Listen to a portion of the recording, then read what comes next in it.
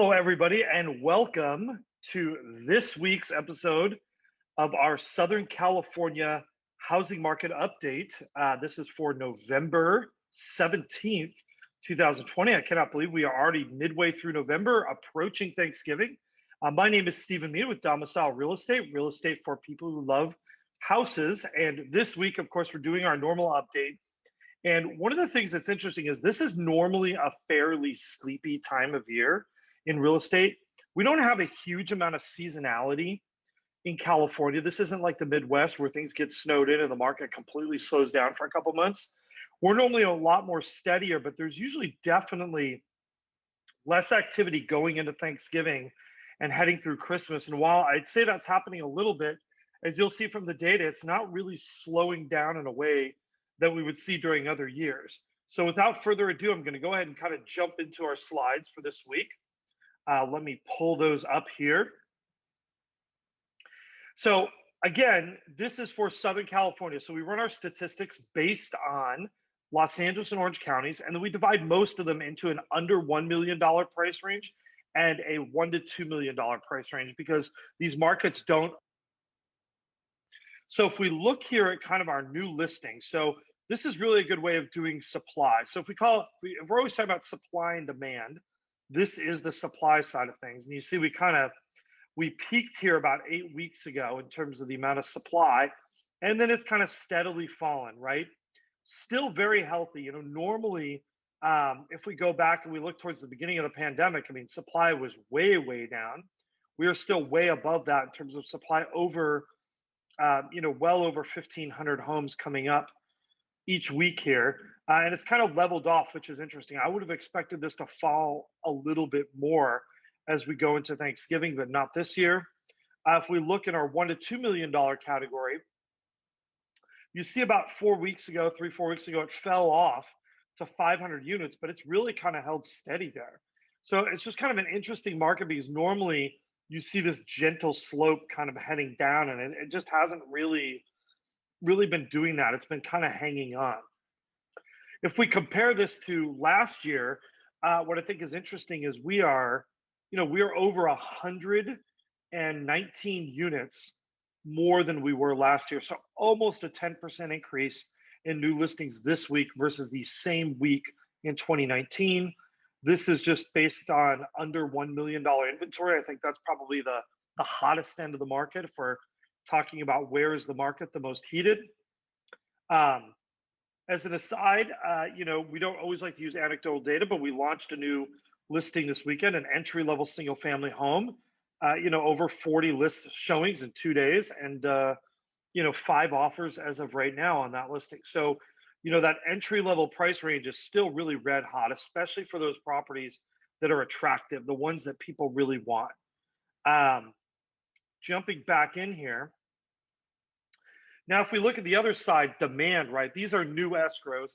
And I love this statistic because really, this is about showing the number of people that found a home in the past week. And I think it's important to measure that because that really tells us what's going on in the market right now, this second. And if you see, it kind of follows a similar path, but it's really been steady for the last 3 weeks. Like we kind of declined and then we're just a slight decline in the last week, but I mean, we're just really holding steady. And in our $1 to $2 million category, we actually had a little bit of a jump. This is where we were, 4 or 5 weeks ago. So this is kind of an interesting market. And I think what's happening, and some of you have heard me say this before, the term I'm going to use is inventory constricted market, meaning that the reality is there are not enough viable homes available for buyers. Now, I know what you're saying. Well, there are homes for sale. And yes, there are. But there's a couple of things that people have to understand about houses that come onto the market. Not every home that comes on the market is going to sell. We know this. Some of these listings will expire. Perhaps the sellers are just unrealistic. Some of these sellers will change their mind whether they want to sell or not. Also, we noticed that there are some listings that they just kind of sit and languish on the market for months. These usually back to railroad tracks. They have some other sort of difficulty in selling that buyers are saying they would rather have no house than have that home. Anyway, jumping back in here, if this is what we're looking at in terms of our demand, it is still very strong. And if we look at our new escrows, versus this same week last year, we are still higher than we were a year ago in terms of the number of buyers that are finding their homes. And last fall was actually uncharacteristically busy in the late fall. So this is even based on a busier fall than normal. We're still sort of exceeding those numbers. Now, one of the things you probably noticed is, um, our listings went up a little bit, um, but our new escrows really didn't. We did see a little bit of a slip of absorption rate. And absorption rate is our way of reconciling supply and demand together. So it's showing that relationship between the two. In our under $1 million category here, you'll see we are still well above 80%. For me, 80% is a brisk market that favors sellers. We are still well above that 80% mark, meaning under 1 million is still a very, very busy price range. But you're going to find even within that under $1 million price range, there's gradations. The busiest segment of that market, no matter what community you're looking in, is going to be that entry level single family home market. So those 3-bedroom, 2-bath, single family homes that are about 1,200 square feet, those are going to be the busiest market. And then as you go up in price, it gets a little bit easier as you head towards $1 million. Also, this is an opportunity.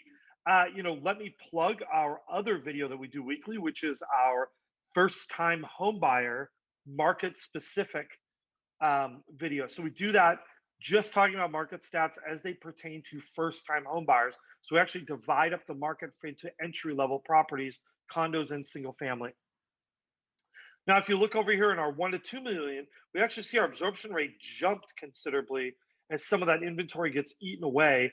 This is also still a competitive market. The desirable houses, even in the 1 millions, are going to go quickly. This one's kind of a favorite of mine because everybody asks what's going on with prices, right? Like what is happening with prices? They want to know, are prices up, are prices down, are they staying flat? And if we go here, it's important to note that this is average pending list price. So this isn't the closed sale price. This is just the asking price when a property went under contract or went into escrow. And as you see over time, we had some really big jumps. It kind of eased off. We took a jump last week. We fell a little bit. Still a very brisk market, and I still see a slow upward trend on prices in our under $1 million price category here. Now, if we do, this is a fun little graph called the list to close ratio. And this is again for under $1 million. What this does is we look at all the homes that closed in the last week. So everything that closed in the last week under $1 million, and then we look at what it closed at versus what their list price was at the time of closing. And this gives an average of the market. And you see, of course, over time it's gone up. Before I go back to this graph, I want to explain a little bit about what this graph means. If you see this number dropping, it really means one of two things. We don't always know which it means. It can either mean that sellers, that buyers are getting less aggressive in how they're writing offers on houses. That's one meaning. The other meaning is that sellers' perception of the market is catching up with the market, right? So, for example, a bunch of sellers might be buying the times. They might put their house up for 600,000 when it's really worth 610. That's going to result in over 100%. But over time, sellers are going to start to figure out that the prices are now 610, and that's what they're going to list their houses at. So when I go back to this graph, you'll see that it's eased up just a little bit, still over 100%, mind you. But there's a couple reasons why that might be occurring. It might actually be that buyers are easing up in how they're offering, but it could also be that sellers are starting to catch up with the market perception of where prices are. If we look at our average versus pending list price in our 1 to 2 million category, again, we see a less dramatic rise, but you do see a trend line that is heading upward. A big gain last week, hardly surprising, as a lot of inventory got taken off the shelves. This is probably one of my favorite graphs because I think this is the one that is easiest for people to understand intuitively. And this is days on market for new escrow. So we look at, of all the homes that went into escrow in the last week, all of those homes, what was the average days on market before they went under contract? And if we look at that, we can see that in our under 1 million, in both of our categories, actually, it dropped. And really, if you look back in history, right, we saw that number go up in the middle of the pandemic, then it got eaten away, and it's really just been steady in this like mid 20s. Folks, I want to remind you, this is an incredibly short period of time for this statistic. Anything that is under 30 or 40 days means the market is pretty much on fire. So I know last week we had a little bit of a jump, and there was a question: are we seeing the beginning of the end? Well, the answer is no, we weren't. It is now back down into that low to mid 20s. And then even up here, we're still below 40 days in our 1 to 2 million. These properties tend to take a little bit longer to market. And finally, we're going to go to our payment on a median priced home versus June of 2018. So we set that as our baseline.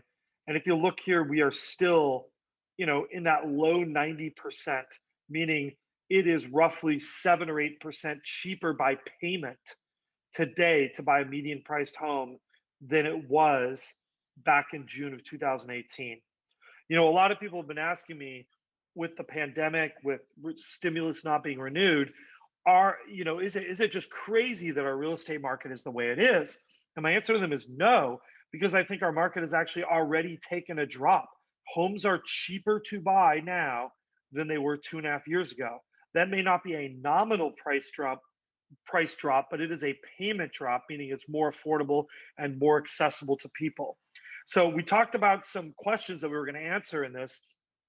Do I think that our market is going to remain brisk? And the answer is yes. And the reason being is we are inventory constricted, and I just don't see any signs of that changing. There is nothing that I see coming on the immediate time horizon, meaning the next 30 days or so, that will change that supply relationship. And I think that supply relationship needs to change. Also, there's kind of a general economic prevailing view that things are going to get worse before they get better. Again, lack of a stimulus package, time for a vaccine to actually be distributed. We're looking at months here, many months, possibly 6 even. I don't see the rates jumping anytime soon. I mean, I know that's been a fear in the past, and I could totally be wrong about this. The rates sometimes move for reasons that we do not anticipate. But as of right now, I see us being in this low inventory, high demand world. And anytime we're in that world, I just don't see that price relationship changing anytime soon. With that said, if you are a buyer out, it may take you several months to find a home. When there's 5 to 10 offers on every house, it means you probably will not get the first house that you offer on. And also, if you are a seller looking to move up, it's really better to start that process now. What you don't want to do is start that process of selling and then watch the market change on you and rates go up, for example. Anyhow, we hope you've enjoyed this. We love the questions, comments. If you have any real estate needs in the Southern California area, we are here to help. Just send us an email. We got contact information in the last slide here, and we will see you later on this week.